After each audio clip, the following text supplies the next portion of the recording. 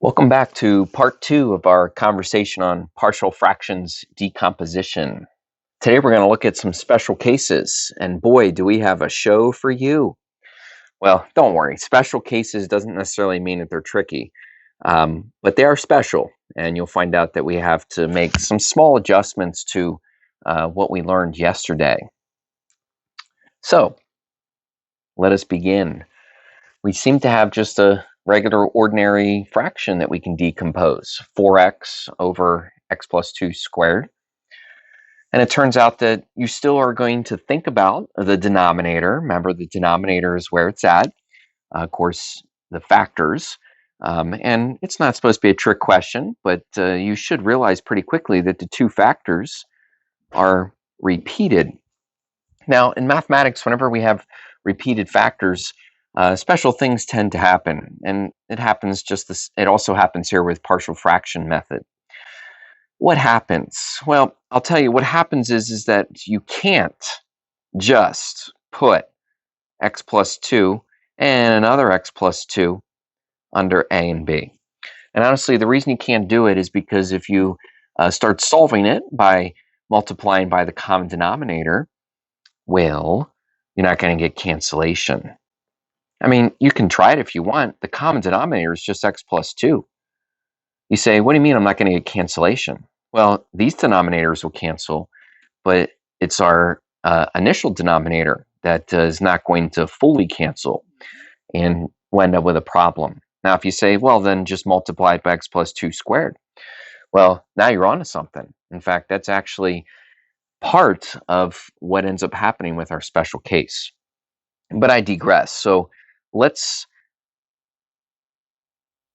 let me show you what the special case is.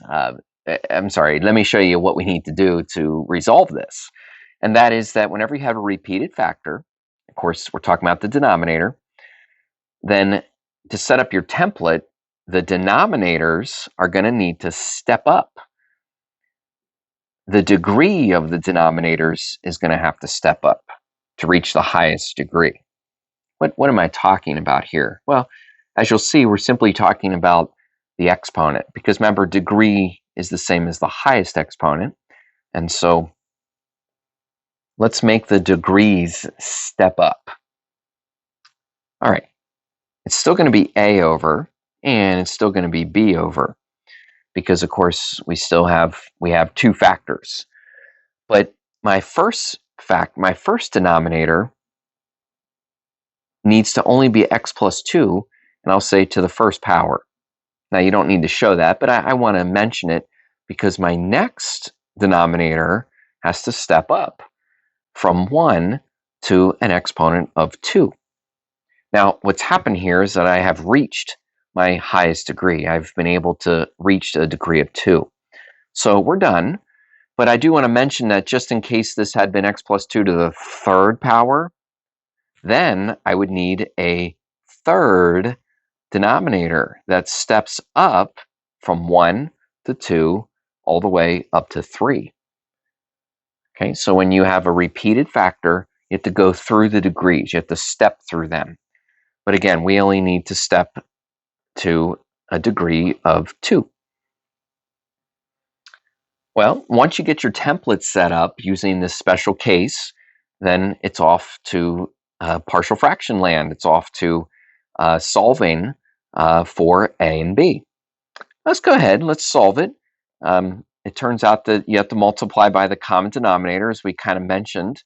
That actually turns out to be x plus 2 squared, which is what we needed so we could fully cancel this denominator. Understand that we are only going to partially cancel with this denominator, meaning that we're only going to end up canceling the square. And we will fully cancel this denominator, of course, with the full x plus 2 squared. Are you ready to just show the result of the canceling? We mentioned in the last video that when you're ready to do this, you can. Since I'm not with you, I want to make sure you understand that we would be left with 4x. We would be left with one of the x plus 2's that did not cancel. That's beside the letter a. And we would only be left with b. That's because all of the x plus 2 squared canceled. So we're ready to solve for A and B. You can continue to go through the method. Basically, the method would be to organize a little bit. Once you do the distributive property, it's a lot easier to organize an AX and a 2A plus B. Okay, now I don't have anything to factor, so it's time to equate the terms. When you equate the terms, you just do the little question, what's in front of X has to equal what's in front of X. Oh, you mean A equals 4? Yep, we actually automatically or right away solved for A. How about this 2A plus B? Do we understand that that would equal the number 0? In other words, it would equal the constant that is on the other side of the equal sign. So we have ourselves a little system, but it's already half solved because, of course, A equals 4. All we got to do is plug that in, and we can find out that B equals -8. See, I told you it's a special case, but it actually turns out to be a little easier to solve. I don't think we needed a matrix to do this. But we do need to write out our partial fractions, and that's just taking A and putting it back over x plus 2, and taking B, which is actually a -8, so I can use a minus sign, and putting that over x plus 2 squared. This is a nice problem to remember what we're doing, and we're really undoing addition, aren't we? Or in this case, subtraction. But if I was going to do the addition, if I was going to try to combine these fractions together, then I would need a common denominator. By the way, I'm checking my answer right now, and it's pretty easy to see that with this common denominator, I end up with a numerator of 4x plus 8 combined with my -8 over my common denominator of x plus 2 squared, and I think I'm back to where I started.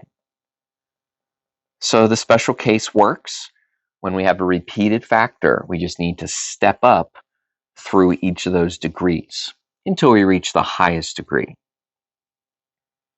Are you ready for the next special case? Well, before we show it to you, let's look at a regular fraction, like numbers. Now, 25 over 7, you understand if we were going to try to decompose this, we simply would try to come up with what added to be 25 sevenths. And some simple thinking about division would lead us to say that, well, there are already 3 whole sevens inside of 25, leaving us with 4 sevenths left over. Now, that 3 that we found right there, to emphasize again, that's the whole part of that improper fraction, 25 over 7. And by the way, if I was going to officially decompose this, I would have to have 4 1 over 7s to end up with my final answer. That's a neat problem to do with numbers, but what happens if we have an improper fraction when it comes to variables? Well, it turns out that we'll do the same thing.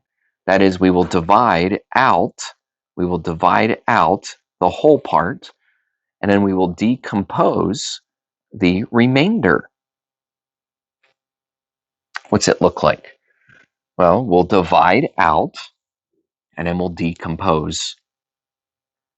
And we're going to do this with some algebraic fractions. Are you ready? Now, it's going to be improper if the exponent in the numerator is bigger than the exponent in the denominator. It's going to be your little giveaway. Now, as soon as you see that, it's division time. I don't know if you saw this coming, but the division that I'm talking about is long division.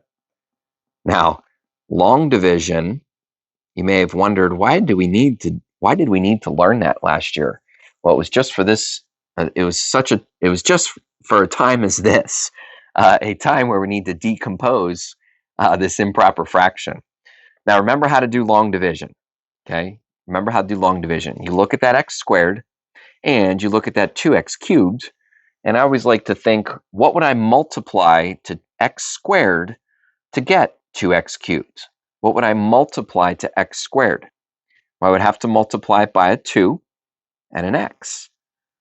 Because when I take that 2x and I distribute it back to these three terms, I will get a 2x cubed. It always needs to come out the same right there.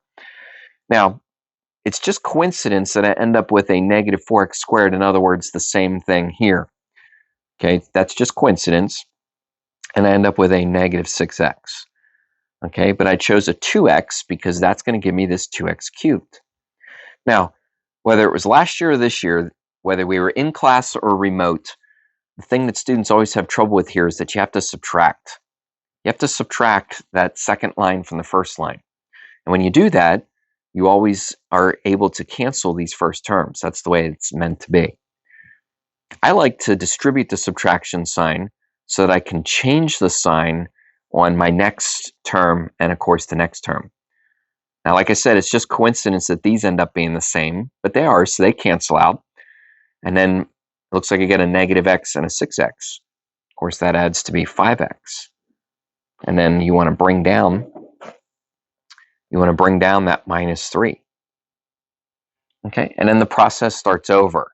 What do I mean the process starts over? You look at this x squared again, and you look at this 5x, and you say, wait a minute, I'm already past that value. In other words, there's nothing I can multiply by, which means that 5x minus 3 is the remainder. Now, it's a remainder, but let's write it officially like a remainder over x squared minus 2x minus 3. So we end up with a whole part, a 2x. By the way, I don't need to decompose that. It's already a whole number. And then I end up with a fraction part, a remainder. And yes, I can decompose it. So we're going to decompose 5x minus 3 all over x squared minus 2x minus 3. Ready? All right, let's do it. 5x minus 3 over x squared minus 2x minus 3. If we were in class, I'd probably say, why don't you go ahead and try this?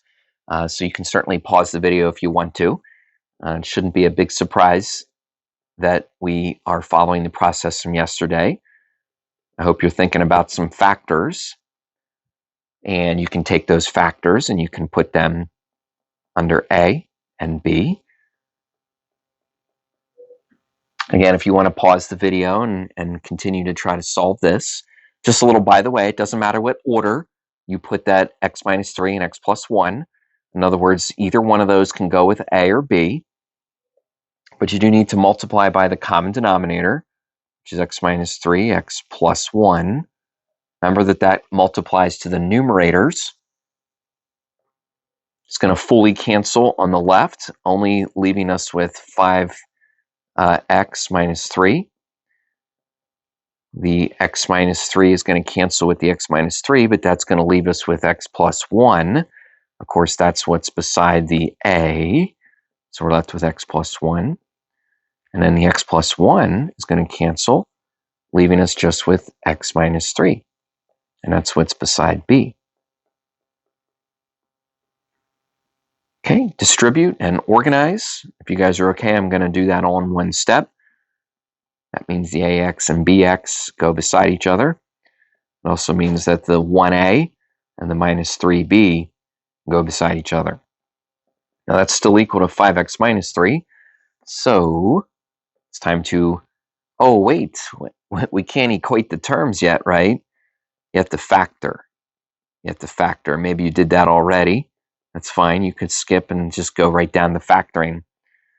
Now I can look at what's in front of x, which is a 5, and my a plus b. And of course, that gives us our first equation. And I can look at what's left, basically the constant, and say that that has to equal a minus 3b. I hope that you've noticed that these special cases leave us with some simpler systems. Yeah, nobody said the system has to be really tricky. I mean, I can just solve this system by multiplying a negative onto that second equation. If you multiply by a negative, You end up with 4b equaling 8. That's because the a's canceled out. So now we know that b equals 2. And if they have to add to be 5, then a equals 3. Final answer. Interesting for this problem. Remember, we divided it out to have a 2x. Still part of my decomposition. I'm talking about the decomposition of the original problem. And then we ended up with a 3. What was that over? Or a, excuse me, was over x minus 3. So that means 3 is with the x minus 3. And the 2 is with the x plus 1. And we've fully decomposed that original improper fraction into this sum of 3, we'll say 3 terms. Okay, trust me, next year in calculus, you guys are going to use this to actually solve an integral. All right, assignment time. Okay, remember in this chapter, instead of giving quizzes or mini checks, I am giving you more of little assignments along the way. In other words, a graded assignment. This assignment is going to use some of the skills that you learned yesterday. In other words, just kind of some straightforward partial fractions. And maybe it'll use something that we did today with a special case. Okay, so there's 3 problems. Don't forget about the one on the back. And that will be due tomorrow.